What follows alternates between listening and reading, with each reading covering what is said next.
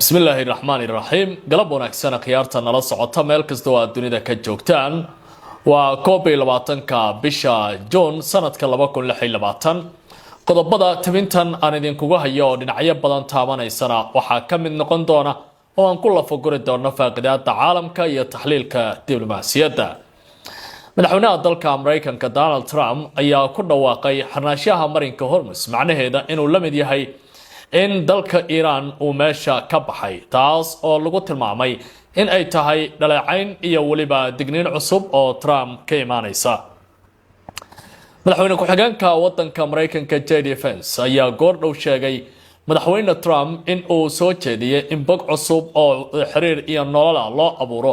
shacabka wadanka Iran iyo Mareykanka markii ugu horeysay maanta waxa kulan foolka yeeshay wafuudda ka socotay dowladda Iran kuwa Mareykanka iyo waliba dhinacyada dhexdhexaadayaasha kulan ka dhacay dalka Switzerland wadamada Pakistan iyo Qatar ayaa soo jeedinaya in yaddeelo fiican oo nabad iyo horumar ay ka muuqanayso wada xaajoodka labada dhinac ay isugu yimaadeen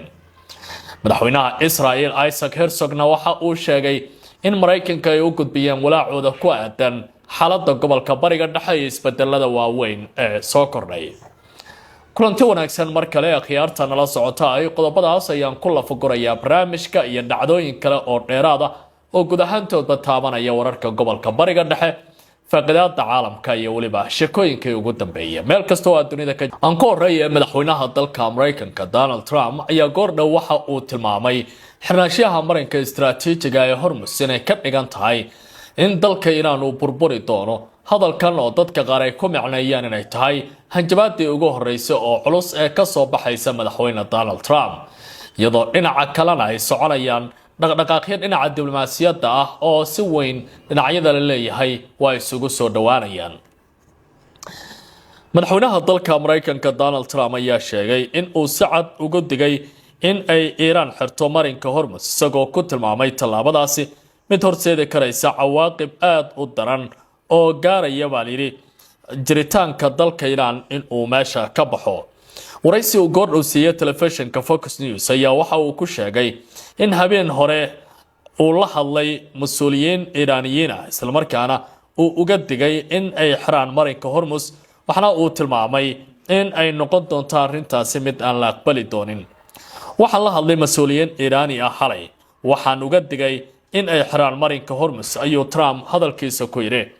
Trump ayaa intaa ku daray in haddii Iran ay xirto marinkaasi wada hadallada uga qayb galaya mas'uuliyiinta xitaa aysan dib ugu laaban karin dalkooda taas oo ka dhigan in ay noqon doonaan kuwa meeshooda ku go'doonsan oo madaxda wadanka Iran la beegsan doono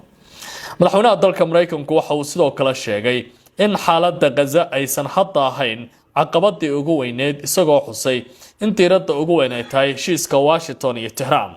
Hamas haddii ay dhibaato weyn ka geysato Gaza waxaa muhiimadda la saaraya heshiiska wadanka Iran ayuu yiri hasaate dhaqdhaqaaqa gobonnimo doonka Falastiiniyiinta iyo waliba jiritaanka dowladda Iran ayaa isku xirnaan doona ayuu mar kale Trump hadalkiisa ku yiri haddii Iran ay xirto marinka Hormuz waxa la baabi'in doonaa dalkooda ayuu Trump ku yiri isagoo aan si gabasho lahayn u hadlay markan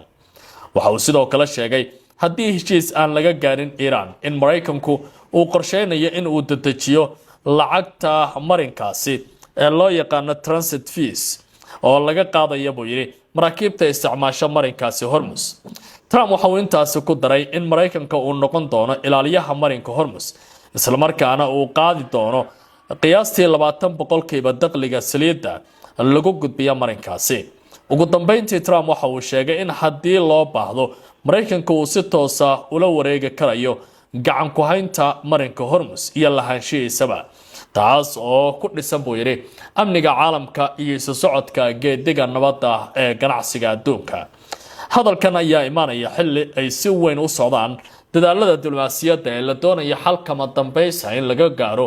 dagaalka sii xoogaysanaya ee ka taagnaa gobolkaasi muddada dheer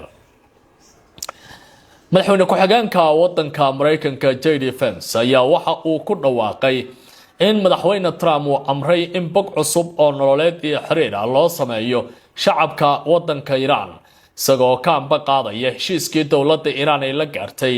Washington kaasoo iminka dhexdhexaadayaasha ay u arkayaan meel wanaagsan inuu marayo. madaxweyne ku-xigeenka wadanka Mareykanka JD Vance ayaa sheegay in dowladda Mareykanku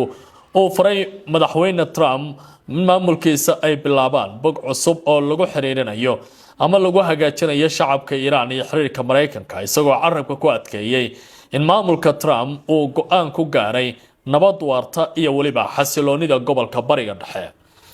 Vance waxa uu sheegay in nabaddu aysan weligeed fududayn balse ay u baahan tahay dadaalo iyo waliba wada hadal xoogan oo ujeedadoodu ay tahay in laga soo saaro dhadhaab dhexdiisa iyo dhagaxyaada. nabaddu ma ahayn weligeed wax sahlan, waxay u baahan tahay shaqo badan ayuu yiri madaxweyne Donald Trump. waxaana naga go'an gobolka Bariga Dhexe in aan ka dhigno meel nabad ah oo aysan dagaal ka socon. waxa uu xusay in Trump uu xil saaran yahay kooxdiisa in ay ka shaqeeyaan sidii loo gaari lahaa xabad joojin buuxda oo gobolka oo dhan ka hirgasha, isagoo sheegay in ay ku qanacsanayn suurtagalnimada lagu sheegay xaaladda ka taagan gobolkaasi Lubnaan. Vance waxa uu tilmaamay ama uu Trump uu leeyahay buu yiri aragtida Bariga Dhexe ay noqon karayso goob gabi ahaanteedba ka duwan sida uu maanta yahay, isla markaana wajihi karaysa qaab aad u qurux badan oo soo dhaweynteeda la isku halayn karo. madaxweyne Trump waxa uu naga codsaday in aan furno bog cusub oo aan ka bedelno xiriirka aan la leenahay Iran iyo shacabkeeda, ayuu mar kale ku yiri waraysiga uu Vance wariyaasha siiyay. wuxuu intaas ku daray in wada hadallada hadda bilowday ay yihiin kuwo farsamo oo hal mar aan lagu xaqiijin doonin dhammaan qodobada lagu muransan yahay, balse ay yihiin fursadaha ugu horeeya ee labada dhinac ay si rasmi ah u wada fariistaan oo ay si wada jira u wada hadlaan. sidoo kale Vance waxa uu sheegay in Trump uu doonayo in si joogto ah u bedelo xiriirka Bariga Dhexe, isagoo xusay in hadda uu arko mustaqbal ay dhammaan dalalka gobolku iska kaashan karaan nabad iyo barwaaqo sida uu hadalkiisa u dhigay. madaxweyne ku-xigeenka Mareykanku waxa uu sidoo kale bogaadiyay in doorka Qatar iyo Pakistan ay ka gaareen wada hadallada diblomaasiyadda, isagoo sheegay in ay gaareen ra'iisul wasaaraha Qatar door muhiimana uu ka qaatay dadaalkaasi guud ahaantiiba lagu soo gabagabeynayo xaaladda gobolka Bariga Dhexe iyo mashaakilka ka taagan. markii ugu horeysa maanta waxa ay soo fadhiistay wafuudii Mareykanka iyo Iran iyo waliba dhinacyadii dhexdhexaadinta ka waday xaaladda gobolka Bariga Dhexe ka taagan. arrintan ayaa lagu goleeyahay baa la yiri in lagu soo gabagabeeyo mashaqada iyo xiisadda colaadeed ee muddada dheer ka taagnayd gobolka Bariga Dhexe. mareegta caanka ah ee Axios ayaa ku waramaysa in wafdiyada wada hadalka Mareykanka iyo Iran ay yeesheen kulan toos ah oo saddex geesooda kaas oo ay dhexdhexaadinayeen mas'uuliyiin ka socotay dowladda Qatar. sida lagu sheegay ila diblomaasiyadeed oo xog ogaal ah, wada hadalka madaxweyne ku-xigeenka Mareykanka JD Vance iyo xubnaha kale ee wafdiga Mareykanka ayaa la kulmay dhigooda Iran xarunta lagu magacaabo Borgenstock Resort ee ku taala dalka Switzerland. sidoo kale ila xog ogaal ah oo gobolka ku sugan ayaa u sheegay Axios in Mareykanka uu doonayo wareegga koowaad ee wada hadallada in lagu soo gabagabeeyo iyadoo Iran ay casuunta baa la yiri kormeerayaasha qaramada midoobay si ay u bogaadiyaan goobaha nuclearka ama ay u boqdaan goobaha nuclearka oo ay hore u duqeeyeen Mareykanka iyo Israa'iil. warbixintu waxay intaas ku dartay in taa beddelkeeda Mareykanku uu si gaar ah ugu diyaar garoobay arrimaha nuclearka iyo waliba xalka gaaristiisa, waxaana dowladda Washington ay doonaysaa in uraniumka ay guud ahaantiiba gacanta ku hayaan laga saaro dowladda Iran, isla markaana beddelkeeda lagu sameeyo in dalkaasi uu guud ahaantiiba noqdo meel aan looga baqayn nuclearka, si toosna u soo celiya xiriirka uu la leeyahay dowladda Mareykanka sida Trump iyo wafdigiisuba ay ku doodayaan. ugu dambeyntii madaxweynaha Israa'iil Isaac Herzog ayaa ku dhawaaqay in uu u diyaar garoobay gudbinta walaaca ay ka qabaan xaaladda iyo xiisadda gobolka Bariga Dhexe ee la wadaagaya dowladda Mareykanka. maalmihii ugu dambeysay walaaca u dhaxeeya Israa'iil iyo dowladda Mareykanka ayaa aad u sii kordhayay, taasoo meesha ka saaraysay in xiisadda labada dhinac aysan hadda isku afkaar iyo aragtiba ka ahayn. dhinaca kale dowladda Mareykanku waxa ay doonaysaa heshiiska inaanay Israa'iil carqaladayn iyadoo nidaamka Netanyahu hadda u muuqanayo meel cidla inuu taagan yahay jeer xitaa madaxda labada dhinac ay si weyn isaga weerareen warbaahinta madaxweynaha nidaamka Israa'iil Isaac Herzog ayaa sheegay in wada hadalka u dhaxeeya Israa'iil iyo Mareykanka uu yahay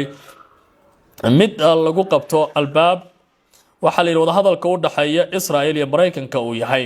mid u baahan albaabada in loo xiro isla markaana uu noqdo mid daafurnayn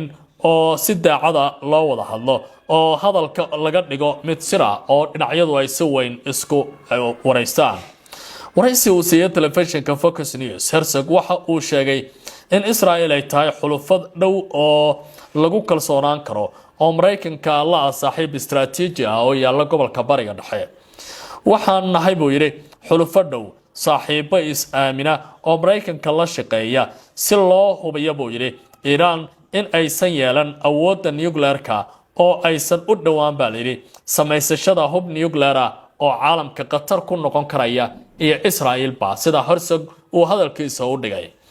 madaxweynaha Israa'iil ayaa sidoo kale qiray in aysan jiri karin buu yiri kala duwanaanshiyo aragtiyadeed oo u dhaxaysa Washington iyo Tel Aviv balse uu sheegay arrintaasi in aysan wax u dhimayn xiriirka labada dhinac ee u dhaxeeya waa Tel Aviv iyo Washington sida warbaahinta adduunka ay u faaqidayaan waxa dhici karaysa in aan ku kala duwanaano Mareykanka aragtiyo gaar ah laakiin waxaan aaminsanahay inaan si cad u soo bandhigno walacyada sharciyeysan buu yiri ay tahay inaan gabi ahaanba si guud u saxno innaga iyo Mareykanka hadalka Isaac Herzog oo ah madaxweynaha nidaamka Israa'iil waxa uu ku soo aadayaa xilli xiisada gobolka Bariga Dhexe hadda taagan tahay meel aad u adag samarkaana Iran iyo Mareykanku ay isla jaan qaadeen halka Israa'iilna ay wali ku xiran tahay xarig adag oo Mareykanka uu ku seeteeyay si aanay colaad gobolka Bariga Dhexe uga bilaabin hasaatee goodinta Trump ka soo baxaysa ee dhinaca Iran ayaa u muuqanaysa mid walaac abuuraysa haysa dadka qaar isweydiinayaan haddii Trump uu diido lacagta ay dowladda Iran ay qaadayso ee marinka Hormuz isaga suuragal ma tahay inuu qaado 20% dhaqaalaha uu doonayo halkaas inuu ka sameeyo su'aasha u baahan in si weyn la isku weydiiyo galab wanaagsan qaartana la socotay tabinteeni intaan ayaan qaybtan ku akinaynaa soo dhawaada